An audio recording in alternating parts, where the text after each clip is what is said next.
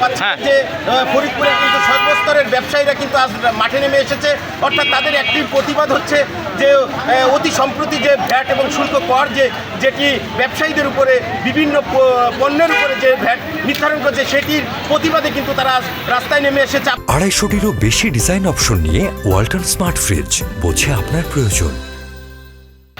আপনি দেখতে পাচ্ছিলেন যে এই ভ্যাটের প্রতিবাদে কিন্তু তারা তারা কিন্তু রাস্তায় নেমে এসেছে এবং তারা আন্দোলন সংগ্রাম করছেন। মানববন্ধন শেষে এখন যে স্মারকলিপি সেটি কিন্তু তিনি জেলা প্রশাসকের মাধ্যমে প্রধান উপদেষ্টা বরাবর পাঠাবেন।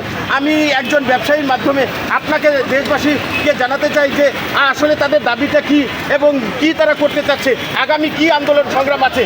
আমাদের দাবি যদি মানে না নেওয়া হয়, আমাদের 3% ভ্যাট দেওয়ার কথা ছিল, সেখানে 15% ভ্যাটের দাবি জানাচ্ছে। আমরা 15% ভ্যাট দিয়ে আমরা হোটেল ব্যবসা করতে পারবো না। যদি আমাদের দাবি মানে না নেওয়া হয় তাহলে আমরা সামনে আরো বড় ধরনের পদক্ষেপ নেব, বড় ধরনের পদক্ষেপে দেবো।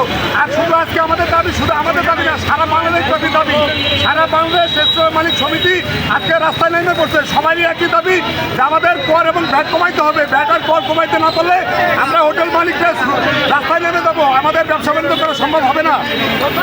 আপনি শুনতে পাচ্ছিলেন যে আসলে ব্যবসায়ীরা যেমনটি বলছেন যে কর যে আরোপ করা হয়েছে, শুল্ক যে আরোপ করা হয়েছে সেটি ব্যবসায়ী এবং সাধারণ মানুষের অন্তরায় হয়ে দাঁড়িয়েছে এবং তারা বলছিলেন যে 7.5% থেকে যে 15% ভ্যাট বৃদ্ধি করা হয়েছে এটি আসলে মরার উপর খাড়ার ঘা, এমনটি তারা জানিয়েছেন যে এইভাবে করে জনগণের উপর যে বাড়তি কর আরোপ করা হয়েছে এটি প্রত্যাহার না করা হলে আগামী দিনে আরও বড় ধরনের কর্মসূচি তারা দিবেন, এমনটি জানিয়েছেন ব্যবসায়ীরা।